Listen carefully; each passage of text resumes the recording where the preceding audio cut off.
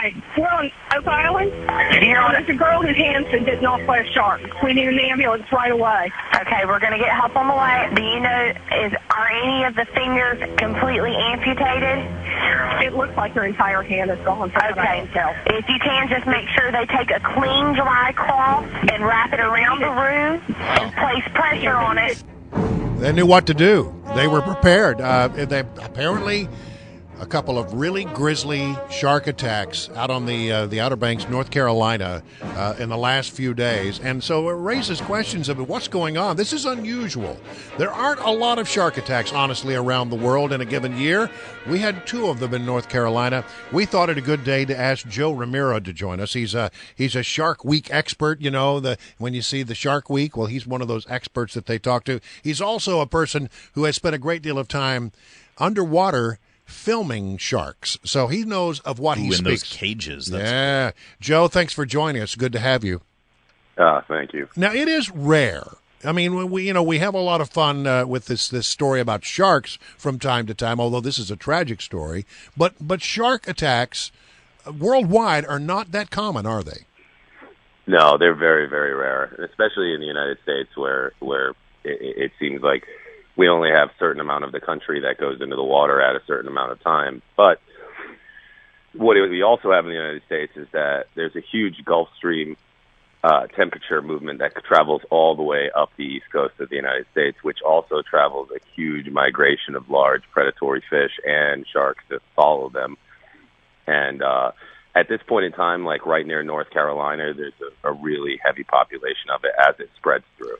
Now, I have seen lately, there have been some science where they start to track these sharks. They put pingers on the sharks, and then they are able to literally map where some of these sharks are at any given moment. And as they have studied the routes that the sharks take, they have found some interesting things about them. Like, for one of the things they found is that they often come a lot closer to shore than most people realized.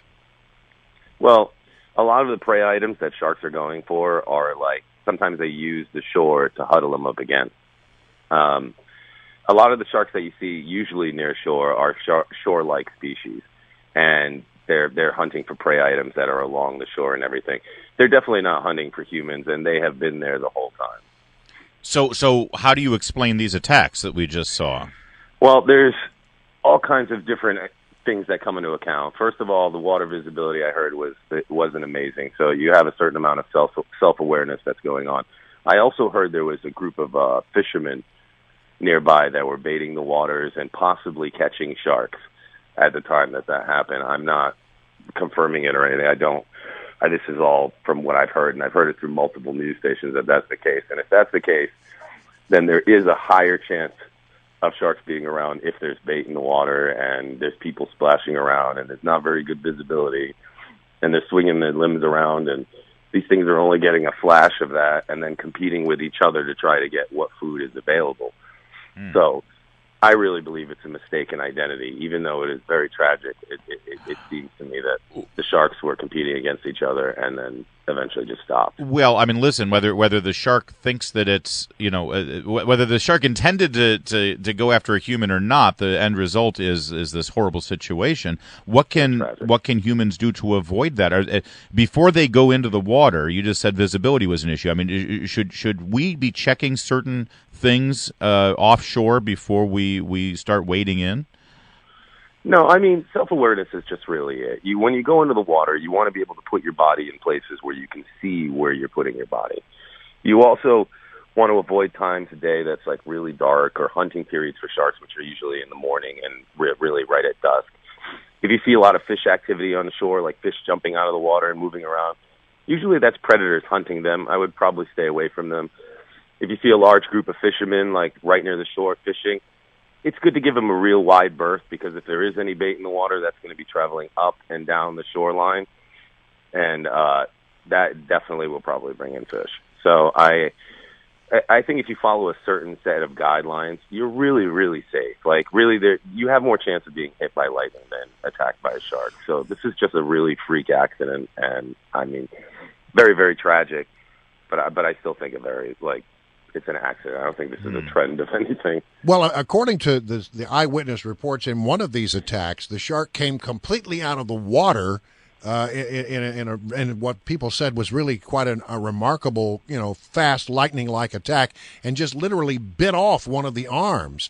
What do you think? What was the shark trying to accomplish there? What was it? What did it think it was trying to eat? See, this is why I think there were multiple sharks, because usually when a shark is in a real hurry to get to something, it's competing against another animal. And when I saw the boogie board that one of the boys had, I think from last Thursday, they had bite marks on opposite side of the boogie boards, would make me think that there was more than one shark.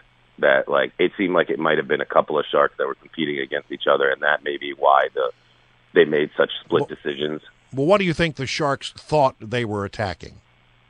I think the sharks were probably thinking they were attacking some kind of bait fish that was right along the shoreline. I mean, if you look under bad visibility, all you hear is these thuds from the water, and then you see these things flashing by your face. I mean, I don't think that what the animal had as far as the view of its prey and what it knew it was realistic. I think it thought it was something else. Yeah. Is there a certain depth that is more common for shark attacks? I've read that they attack in very shallow water sometimes. Well, is that true?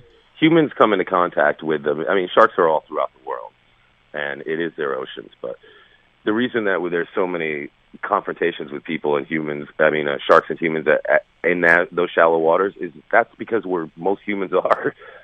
I mean, there's not a lot of humans swimming 50 miles offshore and everything else. So, I mean, this is where a lot of our interactions come from. But I mean, if you decide, listen, I'm only going to go out waist deep. I don't want to go out there. You're still in danger theoretically. Well, danger in a sense of 1 in a million. I mean, if sharks really had any kind of thing for us, we wouldn't have a chance. There's millions of people going into the water every year. Thousands of people in North Carolina right now, and it's a very small, limited thing, which makes me think that it was a tragic misevent. Okay, so real quick, I mean, obviously you have come face to face with your share of sharks. What's your one horror story? Well, I never really have any horror stories. I've had sharks grab on, confuse, and bite my camera, and all kinds of exciting things like that. Eesh. I guess the biggest horror that I've ever had is going into the water and having a hard time finding them or getting them close. I mean, 70 to 100 million of them are wiped out every year, and every time we go to one of these sites, we know that it could be a chance that all of them are gone, which is pretty tragic that they'll wipe them out in an area. But these are all a possibility. I mean, the shark, all in all, has a lot more to fear from us than we do from them. All right. Well, Joe, we're going to have to leave it right there, but thank you so much. We're really happy to have your expertise this morning. All right. Well, thank you for having me. Thanks, Joe. Okay. It was my pleasure. What?